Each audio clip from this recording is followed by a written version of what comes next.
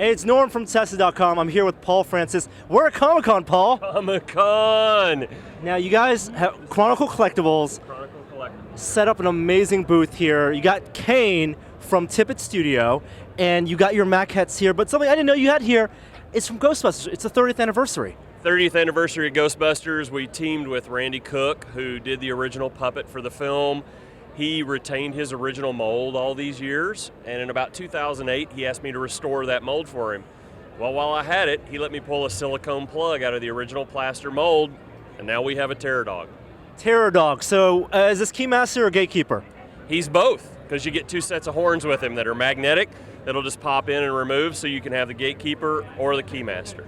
I like Zuul more, personally. That's Gatekeeper, Sigourney Weaver's. So tell me a little about the history of the puppet and the filming process. 30 years ago, how was this sculpted? It was stop motion, right? Yeah, it was Steve Johnson and Randy Cook. Steve Johnson was in charge of Slimer and most of the ghosts, and Randy was in charge of the full-size Terror Dog as well as puppeteering the small Terror Dogs. This Terror Dog is in quarter scale, whereas Phil's stuff is in like 1/6 scale, so he's a little bit larger.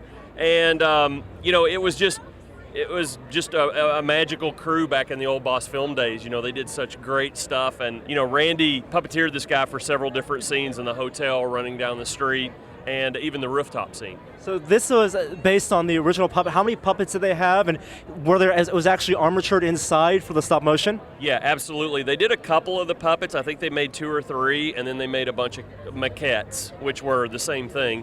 And yeah, it had a full metal armature inside of it, and those have actually been sold off over the years. But some of the original Terror Dogs do still exist, and they're in really good shape. As a big fan of Ghostbusters, and Paul, I know you are, what are the things that fans should notice about the design of the Terror Dog? What are the little details that, if you look at this and take a screen grab, that you're going to notice are exactly the same? The best shot of the Terror Dogs is on the roof. They both look right at the camera. They dead match to this model in those scenes, and we actually, the original puppet cast from the molds didn't have the mouth open. But fortunately, Randy saved all the inner mouth parts as well, so we were able to open the mouth on this puppet and make it a little bit different than the original just right out of the mold. More detailed. Awesome, awesome. 30th anniversary of Ghostbusters. You guys putting this on pre-order later this summer? Anytime. I mean, it could go live anytime. We're just waiting on the final from George that it's in production. We don't like to pre-sell anything until we actually are making it, overseas. And shipping by the end of the year. That's just a little bit of Comic-Con, Chronicle Collectibles. Thank you, Paul. There's so much more to see. We'll be here all week for Tesla.com. I'll see you guys later. Thanks, guys. Bye.